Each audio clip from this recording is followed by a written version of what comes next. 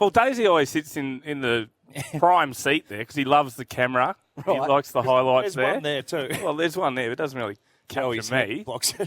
That's why I wanted to see. No, but he makes me squeeze through here, and every time I want to go outside to the Ron Evans room and get a meat pie, it takes a fair bit of effort, and I've got to get him off his seat. So if anything, it was a compliment. He said the skinnier one should go there.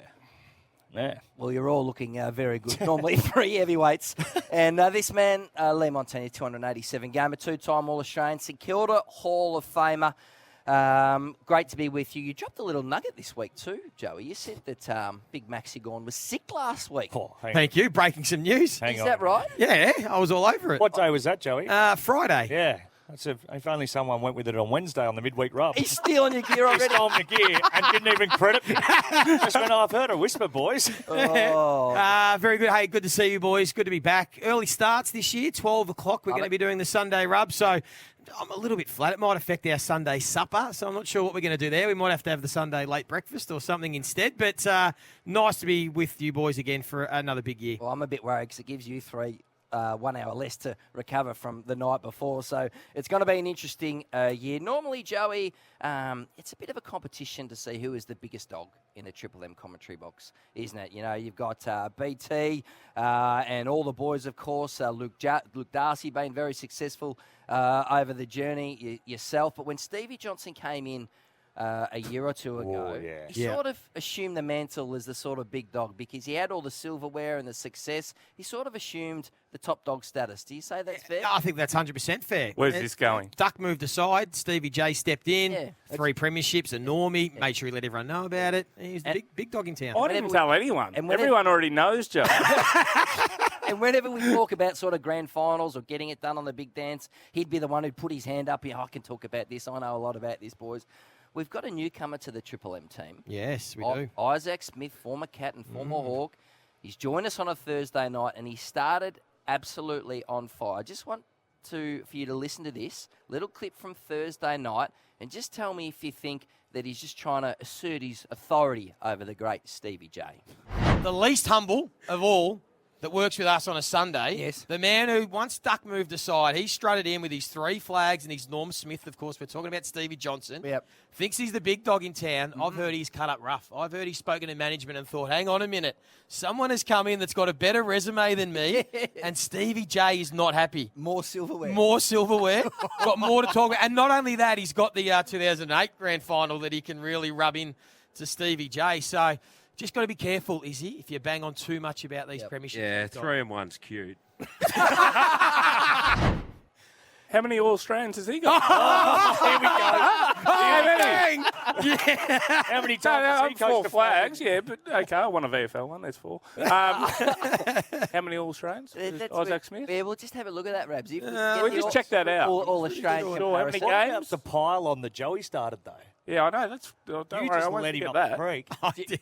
I threw a little half volley for Isaac. Do you know what? I was actually listening to part of the Thursday night call on my way home from footy training, and they threw to Joey and Isaac for special comments at the quarter-time break, and I thought, oh, this would be great. Some insight from a 4-time premiership player in Isaac Smith. They said, I'll throw down the Joey and Isaac for the special comments from the quarter-time.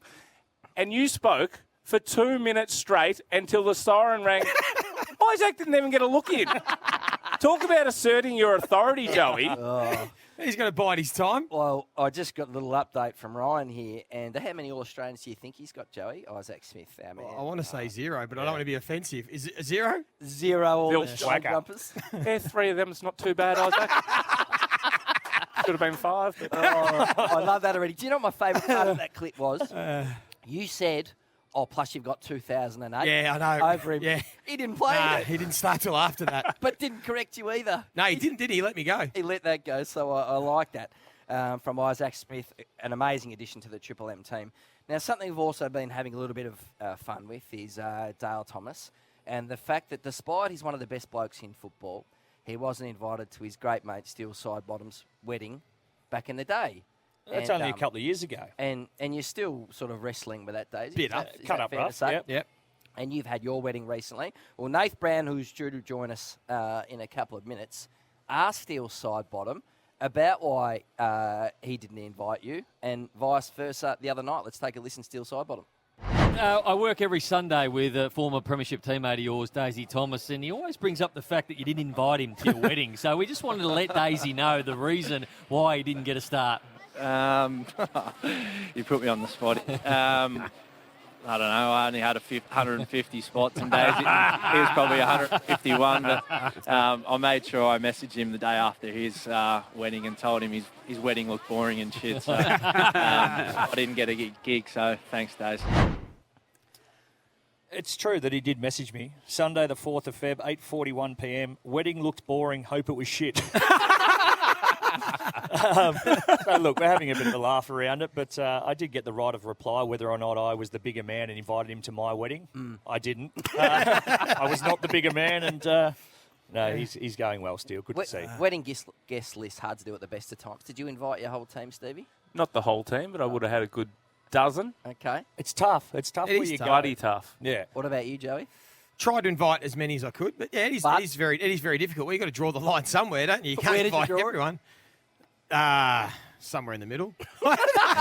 It's difficult when you've been to a wedding and then you have to leave them out of your wedding. Oh, you don't automatically invite them? Who'd you do that to? No, I'm not going to name names, but next team, Can't mate. make that comment if you're not going to name names. No, I don't want to get back to him. I just, hope he... I don't know. I'm not going to name him.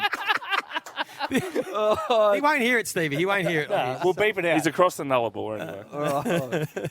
Oh, it's going to be a big year on the M's, of course. We probably should start talking some football at some point. It has been a very interesting and newsworthy round one in the AFL, of course. And last night... Are you throwing to yourself here? A little bit. The Cats got the job done over the Saints by 8 points down there at GMHBA Stadium. GWS, a healthy win over North Melbourne, 39 points. Essendon, under Brad Scott, 24-point winners over the Hawks. We'll talk about Archie Perkins soon.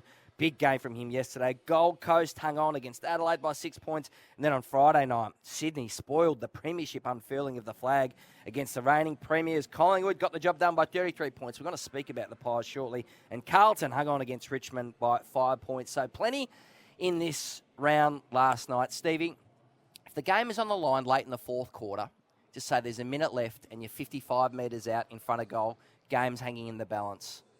What do you do in that situation? Are you talking about the Dangerfield decision to have a shot at goal? We are talking about Yeah, that. so they're up in that game of footy. I was surprised that he had the shot on goal. Now, most people out there would be surprised by what I'm about to say.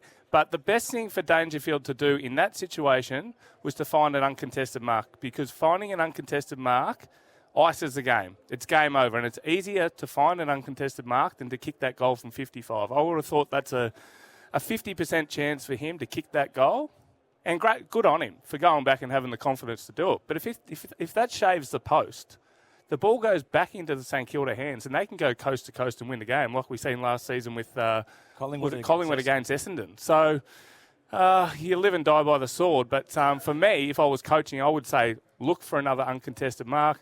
30 seconds off the clock, game over. But does Paddy Dangerfield have a licence in that situation? Do the superstars? I don't think anyone has a licence, Jay. I would have thought that if the coach had an earpiece to Patrick Dangerfield, he would have said, look for a little uncontested mark. And I think Myers or maybe Stengel popped out late in the pocket.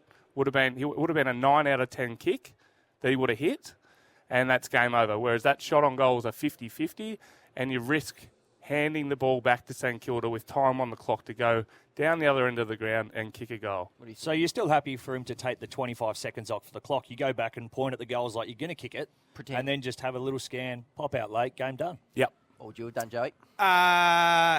Look, it's a decision-making game. So every decision a player makes, you've got to live and die by the sword. So Dangerfield's elected to go for goal. Luckily for him, he kicked it, because if he missed it and they did go coast to coast, we're having a completely different conversation. Chris Scott said in the press conference afterwards that it was a big decision, but that's why the superstars are the superstars. Let's have a listen to Barry Denner's call of Patrick Dangerfield's match-sealing bomb. How important the kick. With 1 minute left on the clock, he knows if it's a point, the Saints will try and rush it to the other end of the ground. So a goal imperative here. The skipper's got it in his hand. It's 52 out. He loads up. It's long. I think he's got it. He has. He snuck it home by half a metre. And that's why he's one of the greats of our game. and one of the great callers of our yes. game. Baz. Big moment comes and he's absolutely nailed it. Joey, you said something interesting about a month ago. You said you were buying as much of the Cats stock you could get. You thought you wouldn't be surprised if they were top 4. They've been written off a lot. Last night we saw Max Holmes go to a half-back flank, win plenty of the ball, 24 touches. Then a young bloke, Oliver Dempsey, who I think was playing amateur football, a basketballer when they drafted him, kicked 3 goals, had 15 possessions, looked like the best player on the field, 21 years of age, 187 centimetres. Looks like they've found another one, the Cats. Well, they have, and this is the beauty of Geelong. The way they've managed this list management over the last 7-8 years, I think will just continue. I think that I came into this year thinking the age conversation was a bit of, as my old coach would say, a bit of fingernail deep analysis. Like, yes, Tom Hawkins is 35. We know he's past it. Dangerfield's going to be 34 soon. But blokes that are still 31, 32, we have now seen in modern football are still in their prime.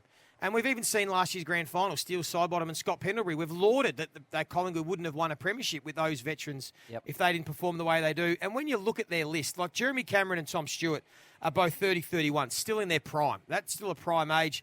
Then you've got some young blokes coming through. Holmes and Tanner Bruin are improving. Like their forward line of Stengel, Myers, Close, Ollie Henry, now Ollie Dempsey are all still young enough. And the back line, I just mentioned Tom Stewart, but De Koning's 23. Jack Henry and Zach Guthrie are 25. They've got enough youngsters in this group to keep them around the mark and be a contender. Now, to what level? Are they a premiership contender? We're not sure about that. But the aim of the game at AFL level is to put yourself in a position to be a chance and see where it takes you. So I think they are in that situation again.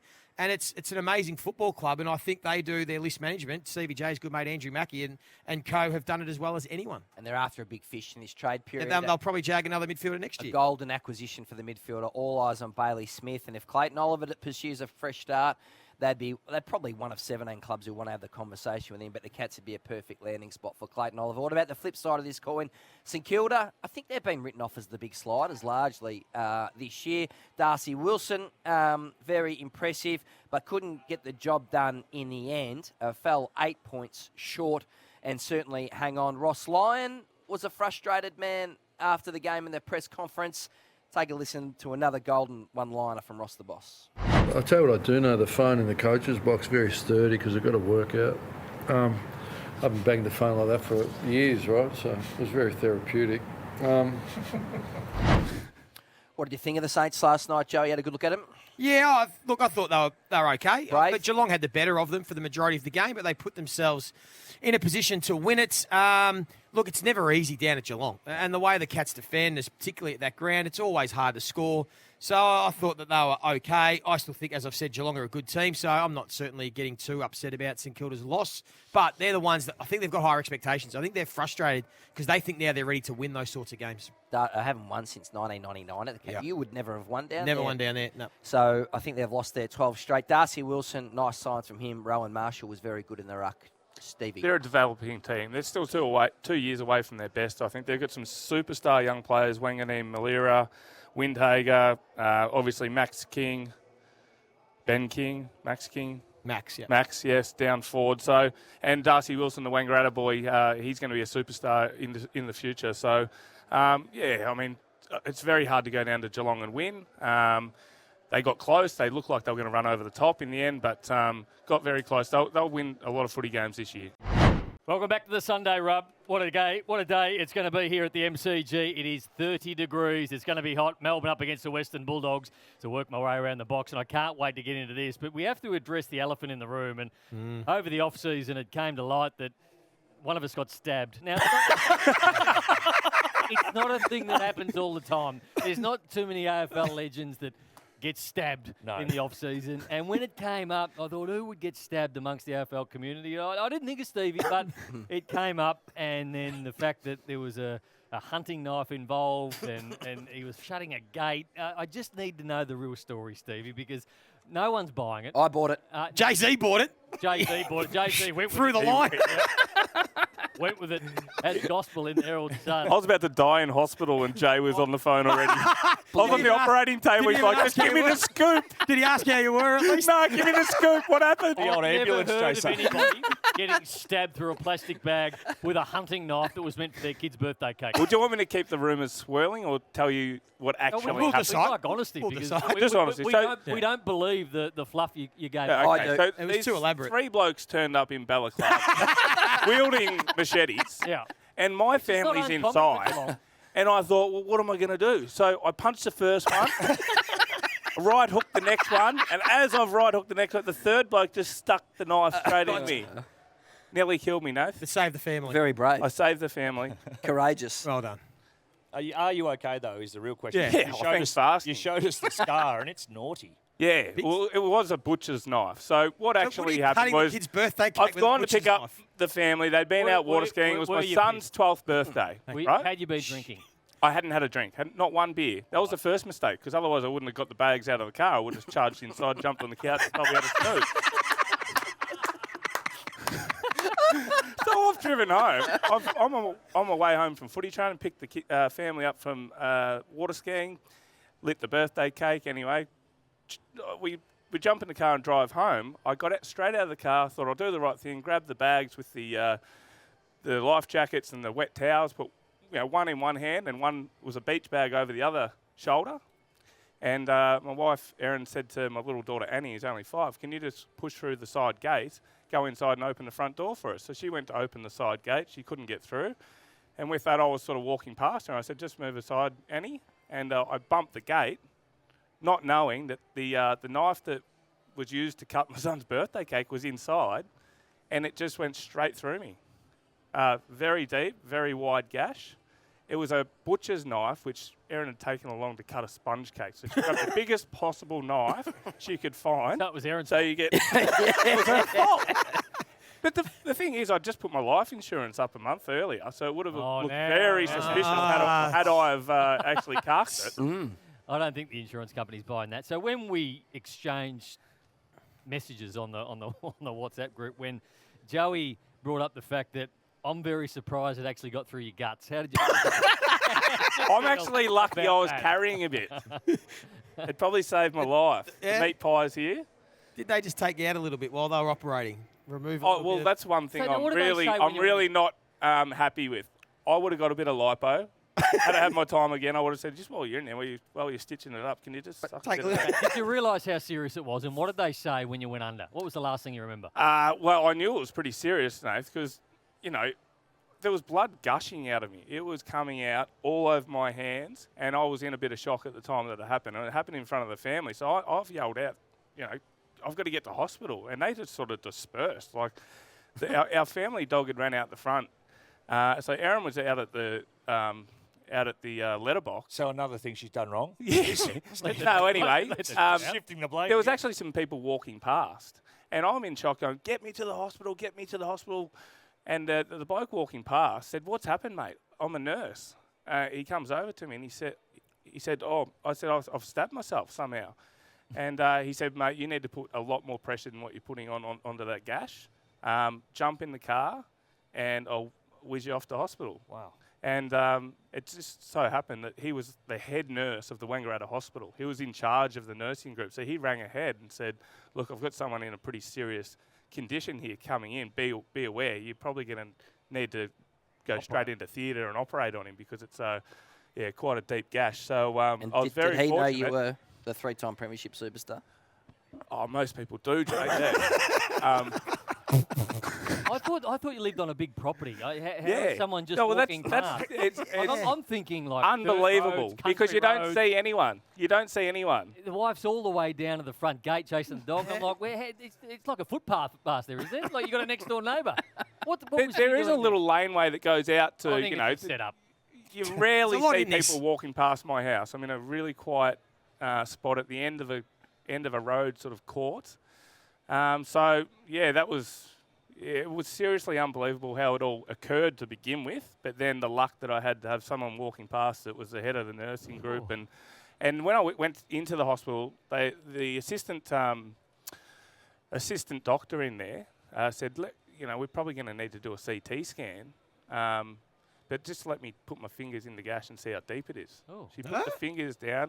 Fingers went missing. She goes, forget about the CT scan. You're going straight into Straight into theatre as soon as surgery. the Oh. surgeon arrives, which I was very lucky that the surgeon spends 2 days a week down in Wangaratta teaching the other surgeons. Gee whiz. Do you what think to you were going do. to cark So- it? You Yeah, I think? thought it was a chance. When they put me under, when they were about to put me under, You're they saying said there's goodbye? no guarantees. Did you see pearly gates or anything? Or Can I ask? So just I to wouldn't have clar- minded can I- seeing what it was like, but no, I didn't. So can I just clarify? So Erin, when you were bleeding out, was more concerned about the dog. Yes. Pretty like that. She sort of went, hang on a minute, the dog's run away. Stevie, you'll be right. Let me go get No, the dog. she was already out the front. Oh, okay. She was already out the front. Okay. So So what have you done for the bloke who saved your life? You Where's get him the a little. nurse I got him a nice bottle of white wine. Yeah. I thought red wine, would be a bit weird given. do you feel know, like the blood. nurse Well, was no. divine intervention? Well, I was going to ask, you're the one that goes to church. Do you think there's a bit of divine, like this is just a bit of a... Well, like, I'm trying to picture God's the story. just- So the dog down the front, Aaron all the way down the front, and A nurse. just from nowhere, like just appeared. yeah, Good things happen to good people, Nathan. yeah with hunting knives.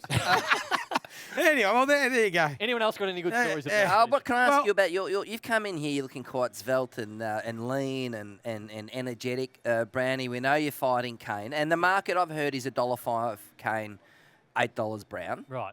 So you've come in as the heavy underdog in this one. Do you feel like you can knock his block off? Because Daisy said before he's really cheering for you. Yeah, it's not about knocking anyone's block off. It's No. Yes, about, it is. It's not. It's about KO. We're not talking about that sort of stuff, but I'm looking forward to it. It's a because boxing match, I mate. feel like the pressure is on me. Yes, it is. The big all the pressure pressure is is on on me. you. All the the whole pressure is football on me. community is on your Hey, shoulders. I ran into an old lady. She would have been 75 the other day at the supermarket. And she Just- goes, now, Nathan, she goes, make sure you get that Kane corn because I don't like him at all. And he goes, give me one for me. Give him one for me too. The other question is, in hindsight, now that crypto is flying, Oh, yeah. do you sort of go, well, maybe I don't need that cash to do the fight. Maybe I could have just, with the crypto the way it is, and I've been... Has crossed my mind. What's it worth? Are you What's it getting worth? paid? Because I might call out the winner. What? Are you getting paid? 30. No, I no. reckon. You're doing it Is for it 3 days. 30? Oh, Daisy's doing it Day? for nothing, that's I'm why. doing it for charity. Community service. I'll call out the winner for Community 30. element to it. You're getting 30K. How much of that do you have to give the church? Because that would be a bit... No, it's not about how much you have to give. It's how much you want to give. Okay? And it's how much you invest and sow in. Tim Taranto's texting your phone. What's that currently saying at the moment? Tim Taranto said, I should have been All-Australian last year. Can you give him one for me? Very good. How's the crypto? Should we talk some footy or not? Yeah. Yep. Crypto. Boy, oh boy. Well, lucky to be here. The Bombers, a nice win under Brad Scott. Then again, Hawthorn absolutely butchered their chances in the forward 50. Sam Mitchell would be dirty with their conversion, Daisy. You saw it yesterday because they did blow a lot of their golden opportunities. Ended up losing by 24 points, but 11 goals, 17-83 Hawthorn to 17-5, 107 Essendon. This is one that got away from the Hawks, Daisy. Yeah, it certainly was 5-11 to half time compared to 7-3. So they got a lot of good looks too. They took a heap of marks. I think it was double digits inside forward 50. Just the conversion, and it's such a deflator when you do all the hard work. You know that you're not going to be, if you are winning by a lot. So those chances you have to take. And unfortunately, the Bombers were more accurate. And then in the second half there, they just couldn't hold on. I wanted to ask you a question, Joey. On the Sunday Footy Show this morning, we spoke about the Bombers, and Lloydie was asked about Archie Perkins, whether he could be the next superstar. And in the names of, he even said, Lloydie didn't, but was asked a question about could he be as good as Watson and those sort of players, the same sort of body type. And Lloydie said he should be, if his mind is right, the next superstar of the Bombers. Oh, big call, isn't it? I don't think we've seen enough yet, often enough from him to think that he's got that in him. No doubt he's got a heap of upside and he's going to be an important player. I liked the mix yesterday. I like it how they threw in Archie Perkins and Sam Durham because that's their big knock. Their contested ball and ability to win clearance, despite having some good names in recent years. I thought that was important for them. So, Hobbs and Shield are playing VFL. Jay-Z, do you expect them to get back into the senior side anytime soon? It's going to be tough. Darcy Parish, He's one that step walks straight in, as yep. well as Sam Draper. So they get stronger in the short term. I'm not sure Hobbs is going to make his way into that engine room just yet. Benny Mackay was important. Yep. helped shut down Mitch Lewis. So certainly he provided a lot of structure there. The news, which is disappointing for the Bombers, is Zach Reid. Only played 8 games. Hamstring surgery, of course. He had back stress fractures. Came off, was subbed off at half-time with hamstring awareness. So he'll have scans. You'd think he'd miss a week or two. Jaden Laverty probably comes back in for them straight into a half-back role. But it did sort of feel like glass half full for the Bombers yesterday. And Archie Perkins, I mean, Cox, Perkins, Reid, they're the 3 big ones for Brownie, for Essendon Brownie. They need them to really come on. Yeah, absolutely. And there wasn't a lot of defence in the game. It was a high-scoring game, so you feel like when Essendon and Hawthorn come up against good opposition, it's going to be very hard to score for them, and it's going to be hard to hold the opposition. So clubs like Port Adelaide, even the Western Bulldogs and Melbourne, who score heavily, they're going to be up against it this year. Yeah, spot on. Yeah, I agree. I thought it was 2 teams, to me, just at the moment from what I saw being here live, look like they're off the top teams, which I think we expected coming into the season. Jakey Stringer look fit. He makes a massive difference when he's fit. When he's fit, they look like a different team, Essendon. Yeah, he's such a damaging player. The subs have been named for this one, Melbourne versus the Western Bulldogs. Brownie, I'm so staggered by this. Tell me what Luke Beveridge is thinking. So Melbourne, Tajwa Woden, the youngster, will be sub for Melbourne. Caleb Daniel, the best and fairest winner, and potentially one of their 3 most consistent players over the last 6 years, I think, for the Bulldogs, will start as sub. How do other young players leapfrog Caleb Daniel in the Bulldogs' best 22 so quickly? Is this a right call, or is Bevo? Well, he does this though, Bevo, doesn't he? But is it the right call? This in round 1 and practice matches of putting players on notice. And this was a rumour 3 weeks ago that he might be out of the side. Not out of the side, but he's going to be the sub. But he did it to Jason Johannesson a few years ago. And look, I'm not sure what's going on, whether it's defensive pressure that he's not putting on. I can only imagine it's defensive pressure. But when I watch the Western Bulldogs, I don't think they're coached as a defensive side. So their midfield doesn't put any defensive pressure on, which puts defensive pressure on their defenders in the back end. So, I mean, you've got to be able to coach that at the highest level if you want to hold players to account for it. It looks like they've backed in Nick Caulfield maybe to take that role, because he looked like he's a pretty talented player, Caulfield. He didn't really come on at St Kilda, but He's not Caleb Daniel. Well, I don't think he is either, but that's what Beveridge is backing in. But here's the question. If Luke Beveridge rolled out round 1 today, the same team that he rolled out last year or the year before, would we be saying, is he going to try something different because there's a talented list and they don't perform and that they underachieve and all these sorts of things? So I think he's trying to reinvent this team a little bit, which I probably think we all think they need to do to some extent to try and find the right combination. Now, I mean, is he making a point of Jack McRae and Caleb Daniel, maybe for their ability to pressure and be, leg speed and that sort of thing? But, I mean, it is a guy that always tries things. So we do know that sometimes he gets them right, sometimes he doesn't. It feels like he's trying something early in the season. If they don't change direction with the ball today, we know it's the wrong call. Caleb Daniel was the one down there, the good kick, the better kick down there, and was happy to bite off the harder option. Yep. If they start chopping it down there, turning it over, Bevo may have got it wrong. You need good kickers. We do have a new segment coming up. We're going to go to a break. But last year when we had Hitch a Caravan, I'm pretty sure Crypto Space, I told you about INJ. You did. It was at $4 at the start of the year. Yep. It's around $45 at the moment. What? So $45. I told you last year you should have bought it, but we're going to head to a break. We have a new segment coming up. Jay's new segment. Can you believe the name of it? It's going to be called Horseradish. I'm not sure how that got through. Stevie's upset about it. But this is the Triple M Sunday Rub. The Western Bulldogs up against the Demons live from the MCG. Brownie, so the idea, we've done Hitchy Caravan for a couple of years. It was the most popular segment on football radio. Everyone loved it, but it was probably a bit too positive at times. So we just wanted to tip the scales a little bit, and that's horseradish. We want you to find something that's bullschlacken, something a coach has said, or your umpiring decision, or something that you don't agree with. So it has to be based on football? Not necessarily. Right. Not necessarily. So you can challenge us with something in your peripheral vision. Daisy, I know you've spent 3 days on this. What have? Well, come up with? It's tough at the minute. Petrol's at $2.30. The cost of living is through the roof. It's a crisis. And then you come to the footy, and it's $6.20 for a meat pie. $6.20 for a bottle of water. This is genuine horseradish. Well, you've stolen that idea from the man to our left. He was going to go with something similar. So he's a little bit flat. Nathan Brown, you're our captain. What have you got? Well, I have put a lot of thought into this one, as you know, and I've got a couple. I've got one from outside and one from inside. So I think Collingwood saying that they're resting Tom Mitchell after 1 week is horseradish. Yep. I don't believe that for a second. I just think you come out and you say he didn't get the job done in round one, we were poor, and he's been dropped. So Yep. I don't like it when clubs go, he's been rested or this or that. And I think as we've gone over the last couple of years, I think it's been proven that probably COVID was horseradish. A global pandemic. Oh, gee whiz. What makes you think that, Dave? Oh, we've forgotten about it pretty quick, haven't we? I'm going to go horseradish. Can I go, Jay-Z? I think this is horseradish. This is something I want to get off my chest early in the year. The personal online attacks that these footballers are getting on social media these days, I think is ridiculous. It's getting to levels that are embarrassing. You're all for supporters to, be passionate and have their comments online. But to directly text players and abuse them personally is horseradish and got to stop. I saw Ash Johnson had to deactivate his Instagram account on the weekend because of the abuse he's been getting. I understand he's a young man who's trying to make it as a footballer. And yes, he hasn't played well those 2 games. But those footballers do not deserve online abuse and attacks that they are getting. They are just footballers trying their very best, all for the support. But if you're one of those people listening to this, give it a spell. It's getting out of control what these players are being subjected to. Good call, Joey. Good call, Well Joey. done. Stevie? I'm going to go with one that Dale Thomas come in with off air. Mm-hmm. So he marched in here with a very strong view that Collingwood were cooked and they would not make the finals.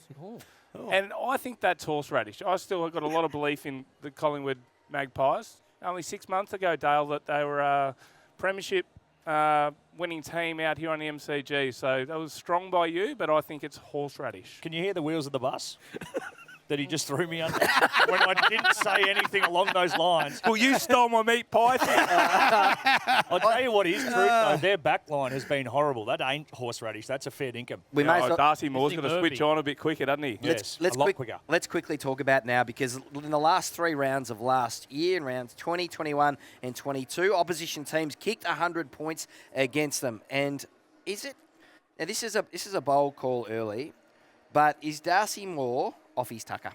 Yes. The whole back line is off their tucker. What are you seeing?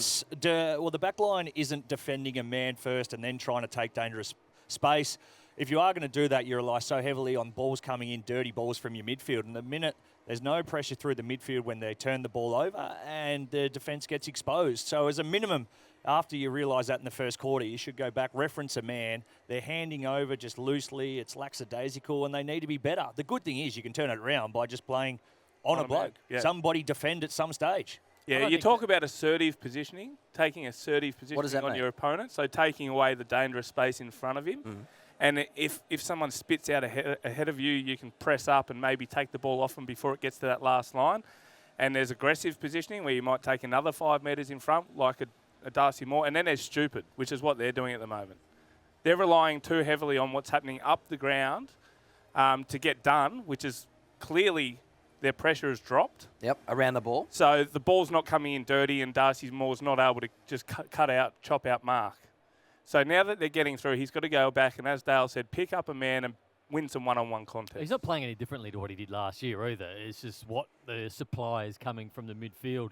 So he's always been a trailer in and giving an opposition player a fair amount of space, but it's just been highlighted the first 2 rounds because their midfield hasn't been able to put pressure on. And if you remember correctly, we had this conversation about Darcy Moore this time last year. So they played that Geelong game where they beat them, but it was a shootout, and he was all over the shop. And Cameron kicked 6. they were running a muck, and then they got beaten by Brisbane round 4, and their defence looked all at sea. That's a little bit how they play. It can look really ordinary at times, and yes, they are off their tucker, but like last year, I think they'll find their groove and find the combination that works as the season goes Missing on. Murphy. They're missing Murphy. Yeah, absolutely. That's a great point. And he's Is he going to play? Football intelligence in the back half. He did a lot of the handovers, a lot of the covers off. So he is a smart fullback then. Collingwood have said, even though he's got the tick off from the club doctor and the AFL medical panel, they're going to let him continue to train and build up over the next 5 to 6 weeks. So it is as cautious an approach as we have seen from the football club. The president, Jeff Brown, actually had a meeting with his parents and spoke through that. So he's taking his time. Imagine he's trying to find his confidence. But this has been a big sample size now, to take a David King expression. Round 21, Hawthorn kicked 105 against them. Round 22, Geelong, as you mentioned, Joey, 101. Round 23, Brisbane kicked 124. So teams over the end part of last year and the start of this season have been able to kick scores. They play St Kilda, this Thursday night, massive this game. Thursday night. Spuds game. MCG, yeah, massive game. Massive opportunity for Collingwood to find their best and for St Kilda to on a big stage. They're trying to break their record for the biggest home and away crowd for a home game ever. What is it, in this game. 26,000?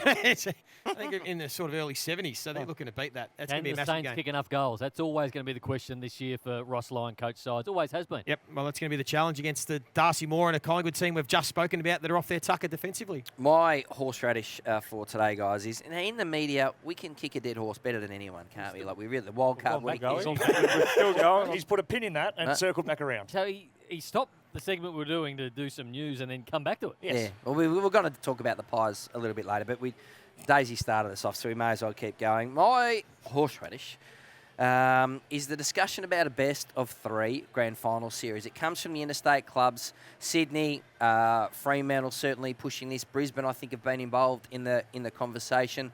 There is not a chance in Hades that the AFL is going to change. One of the best things about the AFL season, which is the all on the line, all in grand final, high stakes for a best of 3 grand final series. You, man, have all played in grand finals, except for you, Browny. Is there any part of you that would be interested in changing it to a best of 3 grand final series? I think it would be fair on a Sydney Swans if they were to finish in the top 4, deserving of a grand final, 2 or to 3 games in a row. play one of those games at home.